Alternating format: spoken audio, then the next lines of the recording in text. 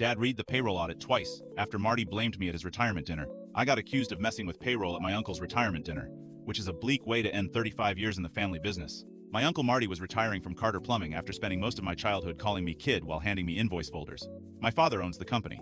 Marty handled service scheduling. I handle billing, insurance certificates, and payroll reconciliation, which everyone treats like invisible work, until one number lands wrong. The dinner was in our supply warehouse after hours. My aunt ordered trays from an Italian place.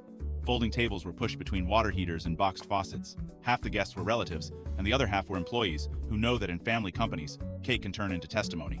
We had been tense all week because 2 technicians complained their overtime looked short on the last payroll. I flagged it Monday, checked the time logs, and found the shorting happened after final review. Before I could finish the audit, Marty started telling people the office had gotten sloppy since I took over more of his paperwork. He stood up with a plastic champagne flute, made a speech about hard work, loyalty, and how a company survives only when the people handling money respect the men in the field. Then he looked at me and said, "Some folks learn software before they learn consequences." Marty said 2 techs had to ask where their hours went, and that if he were staying another year, he would never let payroll edits happen without oversight. My cousin Jenna, his daughter, nodded like she had heard this before.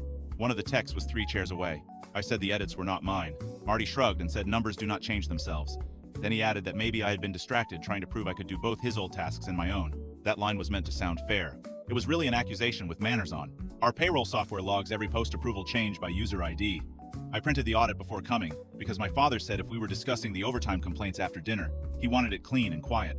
I did not expect Marty to jump ahead of the facts in front of staff. I handed the report to Dad first. It listed each altered entry, original time, adjusted time, date, and user. The 2 shorted overtime lines were both changed Tuesday at 6:12 a.m. under Marty's manager code. Right below them were 3 added administrative hours entered to Jenna's profile for customer follow-up, even though Jenna had been in Florida that week. Dad read the page twice. Marty said his login must have been left open.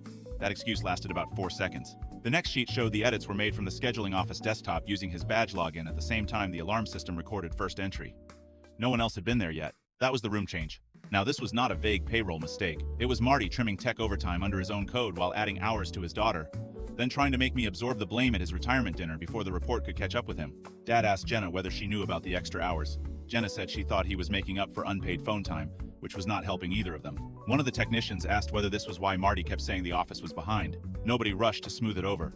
My aunt sat down. Marty kept saying he only intended to balance things until month end. Dad said payroll is not a family favor system. He took the report back, told the techs their corrected pay would hit Monday, and said I would keep sole reconciliation access going forward. Then he told Marty retirement was apparently starting tonight, not next Friday. But Marty lost the clean exit he had planned for himself, because once the audit was in Dad's hands, nobody in that warehouse could keep pretending the payroll problem had started with me. Nobody touched dessert.